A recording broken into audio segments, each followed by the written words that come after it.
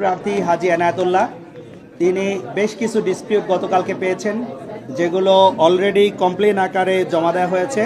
সেগুলোর ব্যাপারে তিনি এখন আপনাদের সামনে কথা বলবেন।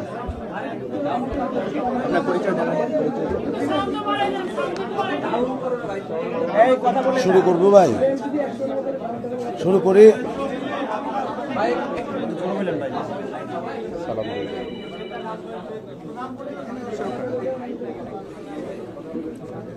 প্রিয় সাংবাদিক ভাইরা, আসসালামু আলাইকুম।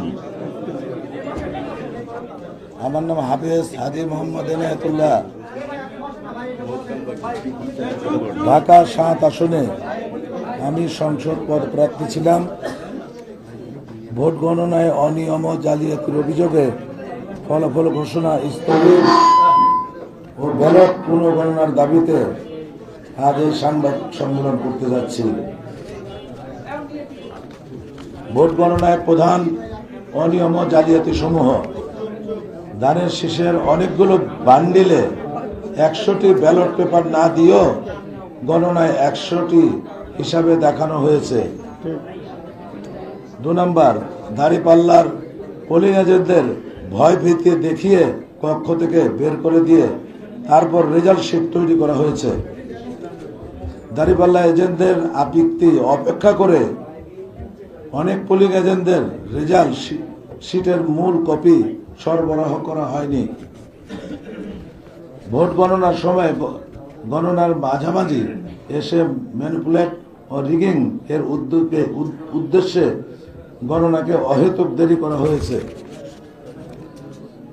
কাউন্টার পার্টে এজেন্টদের স্বাক্ষর নেওয়া হয়নি। প্রিজাইডিং অফিসারদের এ সমস্ত অনিয়মকে তুলে ধরে 12/2/2026 অর্থাৎ গতকাল রিটার্নিং অফিসার কার্যালয়ে লিখিত আপত্তি জানানো হয়েছে। সার্বিক এই সমস্ত অনিয়ম আমার নির্বাচনী এলাকার ভোটারদের রায়ের সঠিক প্রতিফলন হয়নি। ভোট পুনর্গণনা হলে এই সমস্ত অনিয়মের সত্যতা প্রকাশিত হবে ইনশাল্লাহ। সঠিক ভোট সংখ্যা জানা যাবে। আপনাদের মাধ্যমে আমি অতি বিলম্বে ফলাফল ঘোষণা স্থগিত রেখে ভোট পুনর্গণনার দাবি জানাচ্ছি।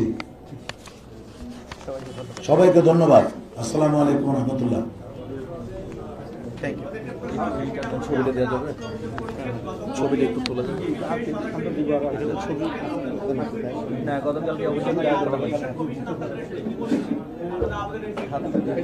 আমরা ভোট চলাকালীন সময়ে ভোট কিন্তু দেওয়া হয়েছে। এটা ভোট ইঞ্জিনিয়ারিং করা হয়েছে গণনার সময় আমাদের রেজাল্ট, প্রথম দিকের রেজাল্টগুলি সুন্দরভাবে আসতেছিল। হঠাৎ করে দেখা গেল 1-2 ঘন্টা রেজাল্ট সরবরাহ বন্ধ হয়ে গেল, প্রচার বন্ধ, স্থগিত করে দেওয়া হয়েছে। অদ্যাবধি পুনরায় আপনার আমাদেরকে রেজাল্ট জানানো হয়নি।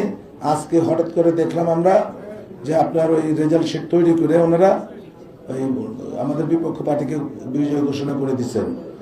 কিন্তু সন্দেহ হওয়ার কারণে গতকাল রাত্রি আমরা একটা অভিযোগ দায়ের করছিলাম যে ভোট আমাদের সঙ্গে গণনা হোক, আমাদের মনে হচ্ছে এখানে কোনো রকম ম্যানিপুলেট করা হচ্ছে, এটা বলে আমরা একটা অভিযোগ গতকাল রাত্রি দিয়ে দিছি। 48 ঘন্টার মধ্যে করা যায়, 48 ঘন্টার ভিতরে করা যায়। আমরা রাত্রি দিয়ে দিছি, 48 ঘন্টা লাগেও নেই, 6 ঘন্টার ভিতরে দিয়ে দিছি। আমরা আশা করি আপনারা মিডিয়ার মাধ্যমে এই সত্যতা তুলে ধরবেন এবং যাচাই বাছাই করে নির্বাচন কমিশনারকে প্রেসারাইজ করে পুনর্গণনার ব্যবস্থা করবেন ইনশাল্লাহ। তাহলে জাতীয় দেশের জন্য একটা মঙ্গল পথ বয়ে আনবে। কারণ আমরা অনেক রক্তের বিনিময়ে আমরা একটা নতুন দেশ পেয়েছি। এই দেশটা আবার সেই পূর্বের অবস্থাটা চলে যাক। বিগত সরকারের আমলে যেরকম নির্বাচন হয়েছে সেরকম নির্বাচনের নজির দিয়ে আসুক, এটা আমরা কারো কাছে আমাদের কাম্য নয়। এটা আপনারাও চাবেন না নিশ্চয়ই। Thank you. হ্যাঁ, ইনশাল্লাহ আমি যাব। যদি বিচার না পাই আমি হাইকোর্টে যাব। অতিরিক্ত কত ভোট পড়েছে বলে আপনারা মনে করছেন? এটা গণনা হলে সঠিকটা বোঝা যাবে। তবে আমার মনে হয় ব্যাপক কারচুপি হয়েছে, ব্যাপক। কারণ আমাদের পোলিং এজেন্টদেরকেই থাকতে দেয়নি। এটা তো বিশাল একটা অনিয়ম। আর আমাদের সিটের মধ্যে পোলিং এজেন্টদের স্বাক্ষর নেই।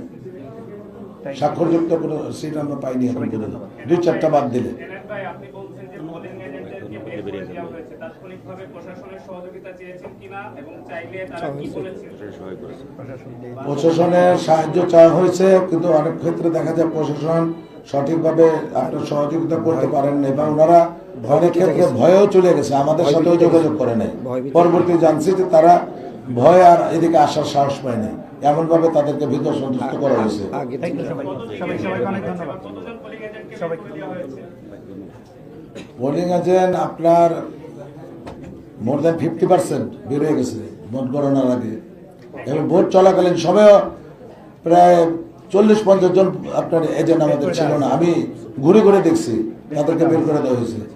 ফ্রি জায়গা, মানে এজেন্টবিহীন ভোট হয়েছে। আসসালামু আলাইকুম, সবাইকে ধন্যবাদ।